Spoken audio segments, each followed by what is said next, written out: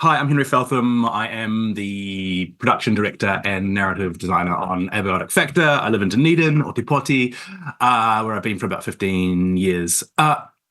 In this talk, um, uh, thank you, Rick. Amazing. I really just want to talk about what we've learned over the course of making Abiotic Factor, the lessons and the hard decisions that came with them.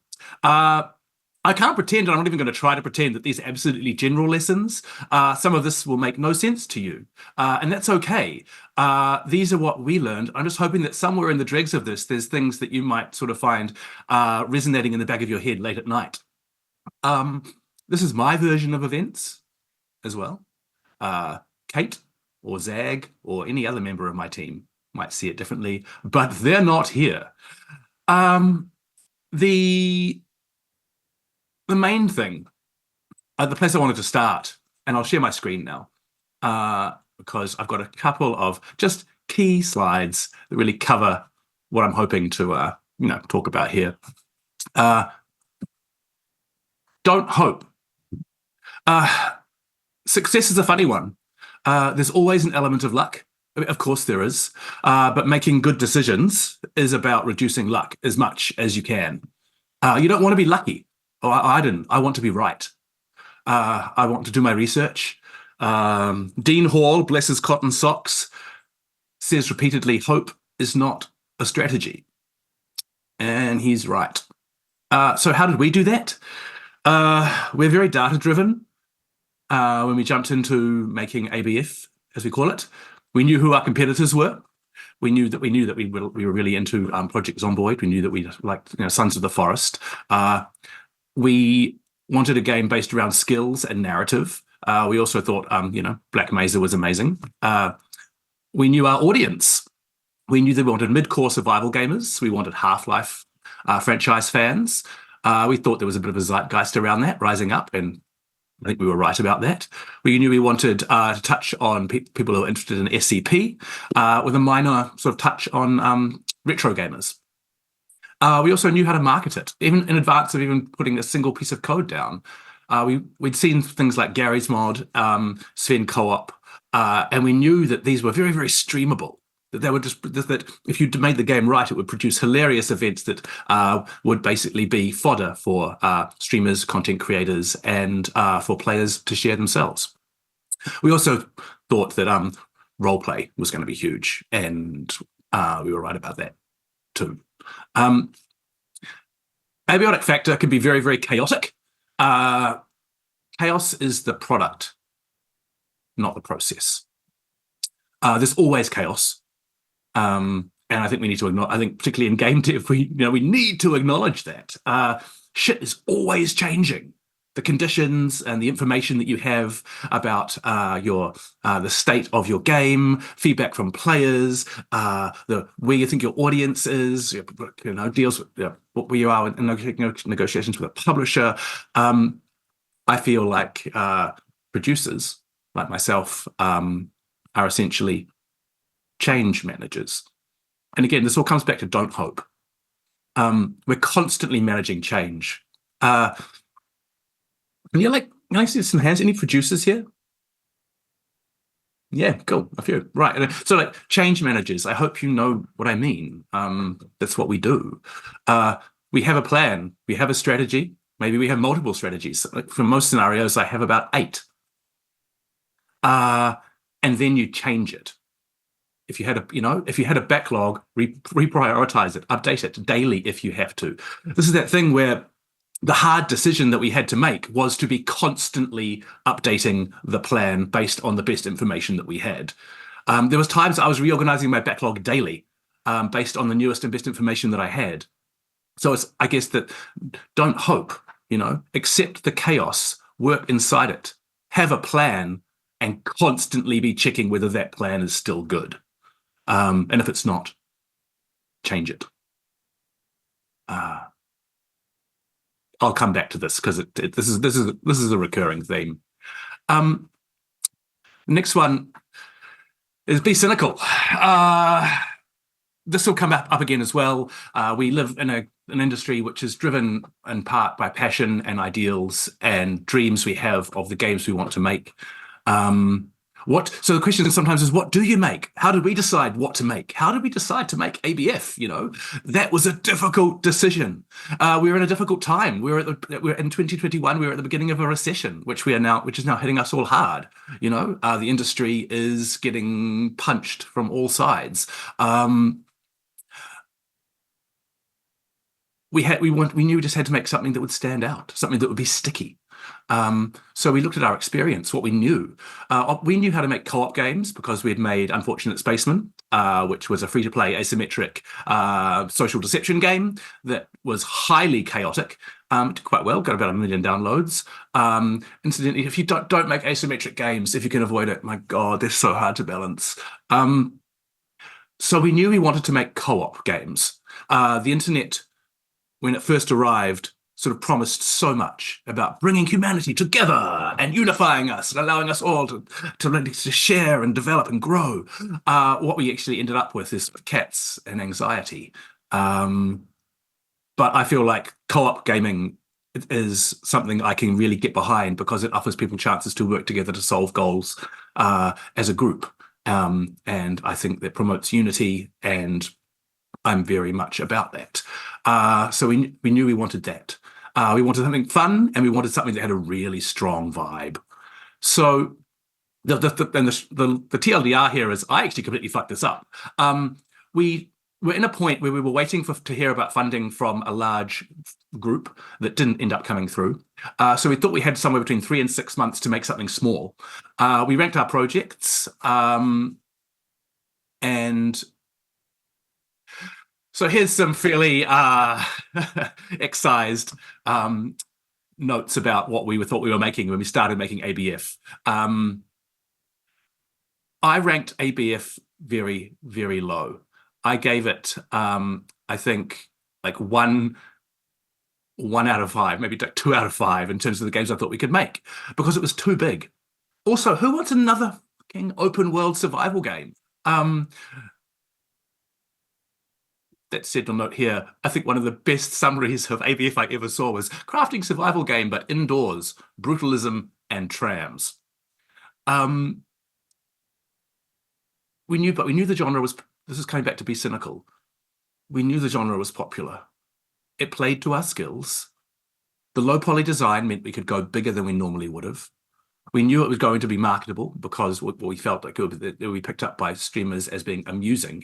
If you could vomit on somebody and then that person would start to vomit, that's just hilarious, right? And also it was fun. We did some prototypes, and this and Abiotic Factor became very fun very, very quickly. I think we started the first commits in October 2021, and by January we were having a blast. The vibe was more or less instantaneous. I've got a note here that says passion didn't come into it. It's not totally true. We're not a team of people who are passionate about survival games. But our reasoning and our processes brought us to this as the leading contender for the game that we should make. And it worked. We made a game that we believed there was a market for. The game wasn't something we dreamed of. It wasn't something we necessarily loved. It was the one we thought would work. And that is a hard decision, because rather than making the thing you're ultimately passionate about, actually look at the data, look at what's staring you in the face, look at what everything you've got points to, and then really, maybe just do that. Particularly if you're starting out earlier on, because that's going to be the foundation for the work you do when you get a chance to make the things that you're absolutely passionate about. I'm not saying we made good decisions all the time. We didn't. We fucked up so much. Endless errors. Bugs in the game, but also bugs in processes. No pipeline is ever finished. It's just waiting for the next improvement. It's waiting for you to stare at like your art pipeline and go, where did that break? Why did we end up with this when we wanted this? And then you fix it. And that work is never done. It's never finished. It's always, I'm always looking for ways to improve our pipeline, safeguard it from going wrong because of communication or because somebody wrote a checklist out that was incorrect, whatever. And there's bugs in people and teams too. We iterate on games constantly, but we also iterate on ourselves. Like the Deep Field team that started making Abiotic Factor is not the same team it's not the same team as now. Almost all the same people are there, plus some extras, but our understanding and our relationships and the dynamics of how we work has changed. I think that's the same for almost any studio. I used to work for Rocketworks, and over the course of from 2017 to 2020, the end of 2021, I think we were I would say we were 3 different studios over the course of that time. If you took each slice in isolation. And that's a really, really hard decision. I find this incredibly hard because it's a process. We're pulling something out of nothing and continually evolving and improving and just committing to that, being willing to always change and always look to improve processes and safeguard them and, just iterate as much on ourselves and our processes as we do on the game. Sometimes, of course, you've just got to jump as well. Sometimes you've actually just got to trust the decision and go. We found ourselves in this quite awkward position last year. We were negotiating with about 4 or 5 publishers, and negotiating with multiple publishers is exhausting. But until it's signed, it's not signed, right? So you try and keep the doors open. We were negotiating with one in particular, a large American publisher. Then on a Sunday night, I think sometime in May, their parent company's parent company lost $2 billion overnight because some deal fell through.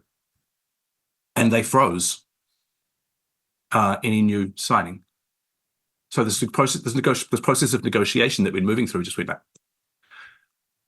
And we sat there for a while, a little bit in shock, wondering what it all meant.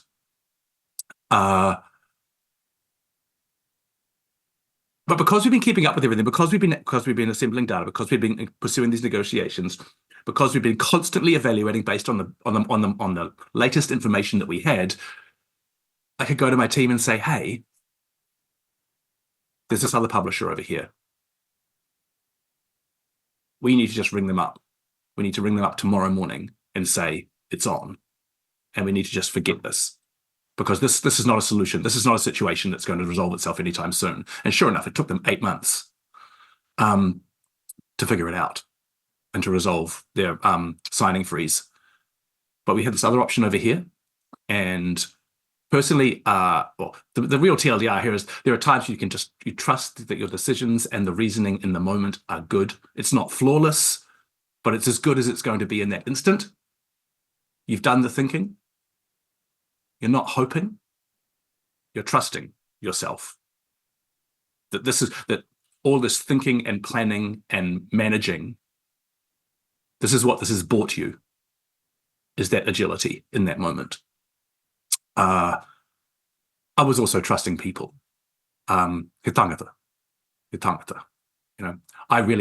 is PlayStack. We jumped in bed with PlayStack, and I really liked them. They were small, they were hungry, and actually I think it was a good thing because you're not always on the same page as everybody in your studio. I really like PlayStack. Most of my team really like this other larger publisher.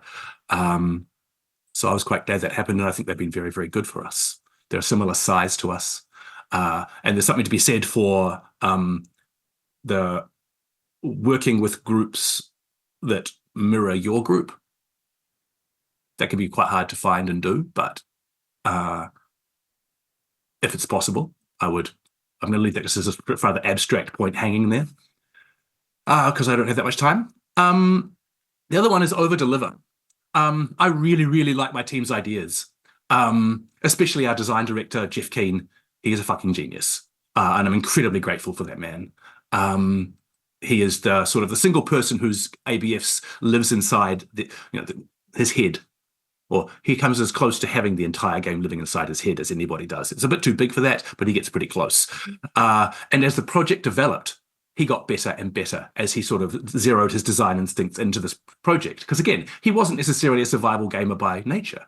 We get to the point now where I would almost say he doesn't offer up bad ideas. He offers up ideas when he's sure that this is what we need to do. And that is actually a problem, because that's a lot. He comes up with a lot of good ideas, and we can't do all of them. We also I think we sort of suck at scoping in certain ways. We honestly thought Abiotic Factor was going to take 6 months. I still can't say that without just feeling like an idiot. We always do too much at Deep Field. We always try and do too much. But eventually I realized that's okay. It's okay. Over-deliver. Do as much as you can. Aim for the fucking sky. And that's not necessarily advice that producers should give people, or whatever. That's what we're trying to do always. And it harks back to the earlier thing, where the difficult decision that then connects to is the willingness to be constantly refining your processes and your priorities in order to see what it is you should be doing that day or that week, based on where you got to last week and what's in the backlog over the next 2 or 3 weeks. It has its issues, but the decision I made that was hard was to support them just delivering more, to be like, find ways to make that happen, and commit to that work of constant reprioritization, which is a burden on me, but I think absolutely worth it. Just making sure that the best and most important stuff is always getting done. And it involves basically holding chaos at arm's length and just hoping your arm is long enough sometimes. An example of this would be, I need you to ask me 3 times sometimes.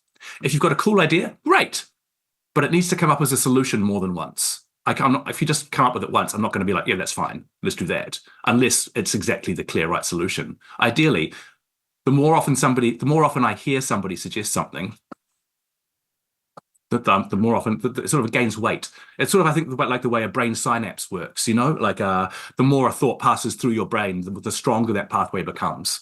I sort of use that as a production heuristic. And that's how we got fishing is coming in the next update. And it was about the 3rd time that Zag mentioned he thought fishing might be good in the game that I started planning.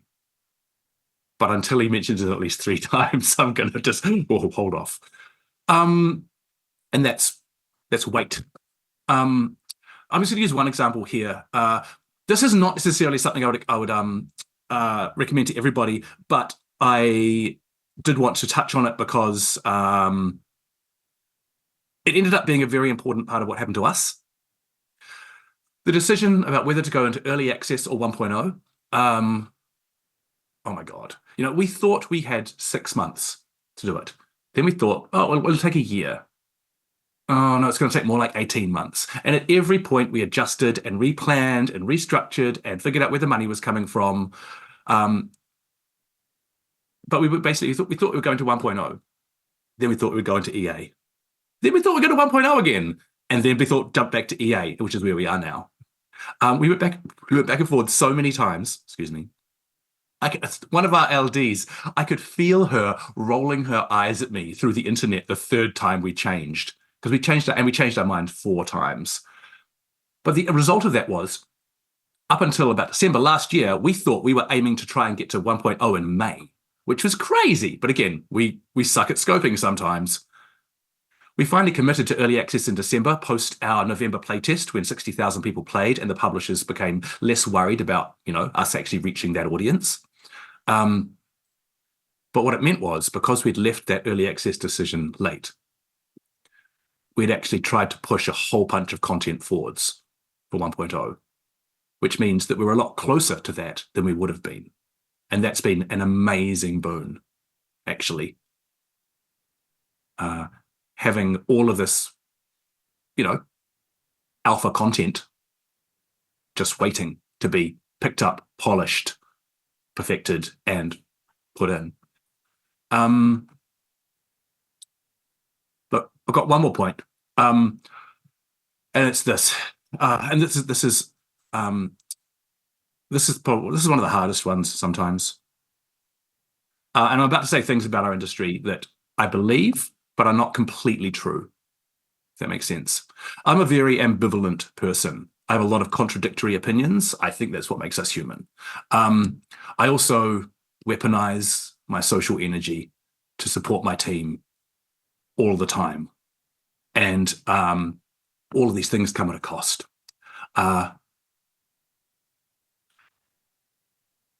There's a thing related to this that I don't like about our success at this stage, because it sort of perpetuates the myth of the breakout success.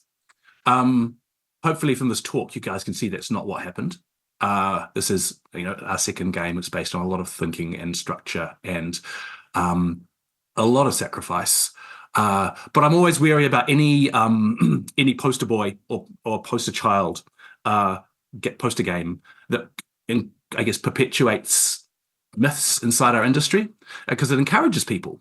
It encourages them to think that they can just jump in and it's going to be roses. But it's not, because I actually think there's certain regards in which we're a quite exploitative industry. ABF makes games look sexy and fun and easy, that success just lands and everyone's surprised and hugging themselves. You don't see the sacrifice. I've asked myself a lot in the last 2 years why I was doing this. I've asked myself, do I want to be in game dev? On balance, I would say yes, but I still feel trapped sometimes, or sad, or exhausted, but I don't stop. I'm going to lean on a metaphor here. I cycle quite a lot. And the trick to getting places on a bicycle is don't stop. Because if you stop, that's where you end up. Wherever the fuck you are when you stop pedaling. It's not where you're meant to be. And that, I think, is the hardest decision sometimes, just to keep going. When you're saying to follow the numbers and look at all the stats and look at all the things like that, and to be cynical and take passion out of account, how hard was it for you and for the team to make a thing that they may not have been the most passionate about? The thing that made it, I guess the real glue there was we did the kind of slightly sort of bloodless assessment. And I'm being slightly flippant, we are passionate about Half-Life. We love Source Engine. The thing that really sold us was that we did that, and then the next step is to prototype and test it. And the prototype was a lot of fun. So because we got to the fun, I think very quickly, that really bridged that sort of maybe what I'd call like the passion debt, because we became passionate about it because it was clearly cool and fun to play.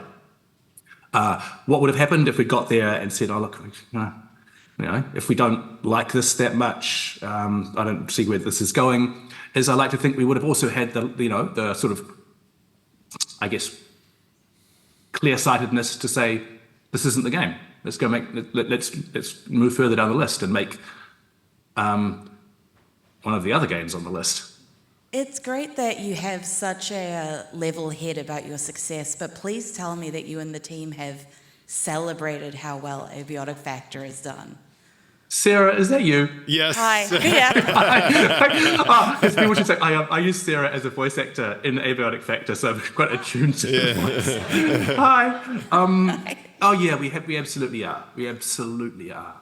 We've celebrated, and we're having a proper release party in August next month, when we actually when you actually start to see some money from Steam as opposed to just numbers in Steamworks. Yeah. And Rick has been encouraging me that the whole time, to like, make sure you enjoy it. Make sure this is a critical creative moment. I'm like, thank you, man. Yeah. There is the flip side of that, is that once you're strapped to it, and once you're strapped to a roadmap and you're in early access, you really are on a schedule, and like one that you'll be mercilessly flayed for if you fall too far off the back of. So it's a balance. But thanks, yeah. So my question is about centered on the over-deliver and the kind of late decision-making process. In teams I've been on in the past that operated like that, there's a real danger of risking burnout and shifting goalposts. I wondered if you had anything to say about that. Yeah, I think it's absolutely a risk. It's not necessarily an approach I would actually recommend. I'm just talking about the way we did it. I do think over-delivering has been a strategy, implicitly or otherwise, in almost everything I've ever done. I've tried too hard. And that seems to have got me to here. In terms of the burnout and the shifting goalposts, if you're it comes back to the commit to being willing to alter the plan based on your best available information. Because if you can do that, then you can articulate to everybody involved why you are changing. If I have to explain to the team for the fourth time why we're shifting from early access to 1.0, yes, it's embarrassing, but I can lay out the logic. And if they can follow the logic then and appreciate it, then they can buy in. So I think it much more comes down to like the story you're telling at any given time about why you're doing what you're doing. Burnout happens when I think partly, but burnout happens also when I was going to say, when there's change which isn't properly articulated. But at the same time, like in March or April this year, I was feeling really burnt out. So maybe the honest answer is it's a risk that we've skirted, and the success of ABF has come at a big cost to me, to Zag, to Kate. We are the fuel for the fire. Yeah. I mean, that's partly why I think it's this industry isn't perfect. It can be quite exploitative, and particularly like self-exploitative. That might not even be the best answer, but it's actually like, the risk is real.